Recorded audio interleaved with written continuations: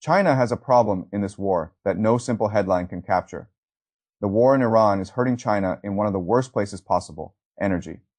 And yet the same war may also be giving China one of the most valuable strategic openings it has seen in years. That contradiction is the whole story. Because if you want to understand China's endgame, you have to understand that Beijing is holding two truths at once. The first truth is easy. China needs this war to stop. The Strait of Hormuz is one of the exposed pressure points in China's economy. Before the war, nearly 5 million barrels of oil a day passed through that corridor on the way to China. That is somewhere around a quarter of Chinese daily oil demand. A serious disruption, there is not a minor inconvenience. It is a shock to one of the core arteries of the world's largest manufacturing system. And because so much of that oil from Iran is discounted under a long-term strategic partnership, the damage is not only about volume, it is about losing favorable, politically anchored supply in the middle of a volatile energy market. So, from a purely material standpoint, China should want the war ended as quickly as possible, reopen Hormuz, stabilize prices, restore shipping, calm the markets, keep the world economy from sliding into the kind of instability that makes industrial planning, export demand, and energy security all harder at the same time. That is the first truth, but the second truth is where the story becomes genuinely interesting. China also sees this war as an opening, not because the war is good, not because chaos is good, but because the way the United States is fighting the war is helping Beijing expose something it has wanted the world to notice for years. America is still powerful. America is getting worse at turning power into stable order. That is the opportunity. Watch how this conflict now looks from the outside. Trump repeatedly claims the war is close to resolution. Then the next escalation suggests the opposite. A ceasefire seems to take shape and then frays. Negotiations are said to be close and then collapse. Naval pressure is framed as leverage and then starts looking like drift toward a larger confrontation. The pattern matters because great powers do not lose status only when they lose battles. They lose status when the world stops believing they know what they are doing. That is what Beijing sees happening. To Europe, America looks less like a steady alliance manager and more like a state whose own strategic behavior now creates uncertainty inside the system it claims to hold together. To Asia, especially America's allies, the lesson is even harsher. If Washington can reallocate resources, attention, and escalation risk so erratically in the Middle East, then every promise elsewhere starts to feel less secure. To the Gulf, the message is brutal. America still brings force, but its force now arrives with a much higher chance of widening instability instead of closing it down. That is enormously useful to China, because Beijing has spent years trying to persuade the world that the American-led order is becoming less reliable. Usually that takes time. You point to contradictions, you point to interventions, sanctions, tariffs, alliance, fatigue, selective rules. But right now, Washington is performing the case against itself. China does not need to argue very hard. It simply needs to look calmer. That is why Beijing's diplomatic posture matters even when its peace initiatives go nowhere. Substance is only part of diplomacy. Contrast is the other part. America talks in the language of overwhelming force and final warning. China talks in the language of calls, plans, restraint, and settlement. Whether Beijing's proposals are serious, hollow, or deliberately lightweight is not even the point. The visual contrast still works. China gets to look like the steadier pole, not the morally superior one, not necessarily the more benevolent one, just the one less likely to announce peace and then set fire to the horizon 5 minutes later. That is the first half of China's endgame, make America look like the unstable manager of the old order. Now take the second half. China does not only want the United States to look unstable, it wants the cost of instability to stick to the United States. That is where the war becomes strategically valuable. Look at what America is spending in this conflict. Ships, interceptors, air defense, naval presence, political capital, alliance trust, media credibility, domestic patience, investor confidence. America is using hard assets and soft assets simultaneously. It is spending machinery and legitimacy together. And what is the return? That is the real question. Every tactical move seems to cost something, but nothing seems to close the loop.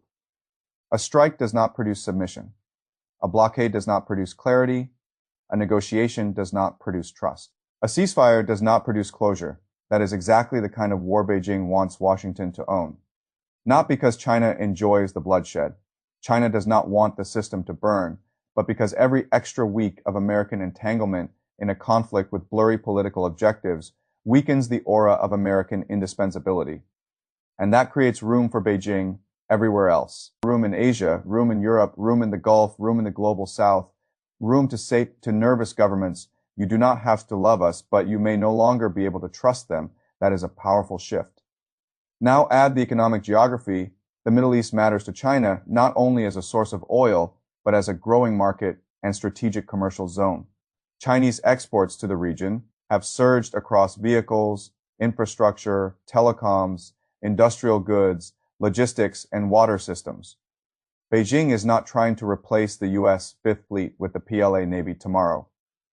It does not need to. It is trying to become too deeply embedded in the region's commercial future to be left out of any serious post-war order.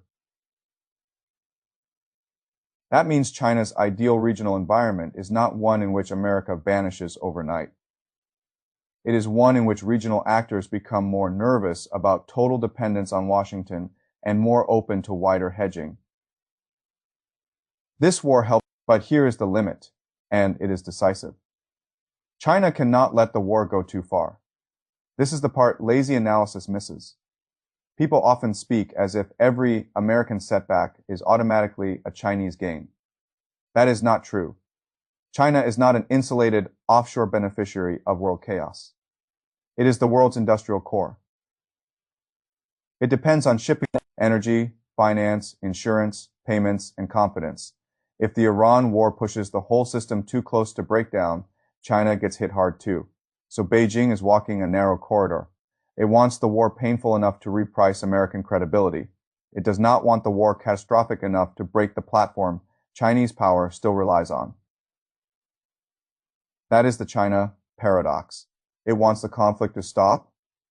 It also wants America to keep paying the reputational bill for the conflict before it stops. It wants Iran to survive. It does not want to become Iran's public wartime patron. It wants a weaker American-led order. It does not want that order to collapse before China has enough alternatives ready to exploit the vacuum.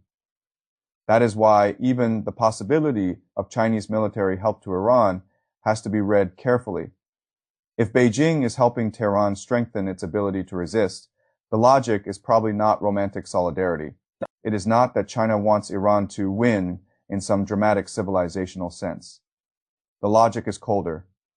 Keep Iran from breaking, keep Washington from claiming a clean victory, keep the war open long enough that the political cost continues to accumulate on the American side. That is strategic distance at work. Shape the balance without owning the battlefield. Now step all the way back. What is China's best outcome here? Not endless war, not Iranian triumph, not total American collapse. China's best outcome is subtler and more useful. A world that comes out of this conflict believing that the United States is still dangerous, but no longer reliably wise. A world in which American force is still feared, but no longer automatically associated with stable order. A world in which U.S. alliances become more anxious, more conditional, and more transactional. A world in which China increasingly looks like the safer commercial and diplomatic hedge. And a world in which the old American-led system is still standing, but standing shakier, with more governments quietly shifting weight away from Washington. That is the long game. Beijing does not need to replace America in one dramatic move. It only needs America to become less automatic, less trusted, less central, less able to turn power into order. If this war helps do that, then even a painful war may still produce a strategic gain for China. That is the contradiction. That is the opening. That is the endgame. China wants the war to stop, but only after the war has done enough damage to the old idea that America is still the indispensable manager of the world.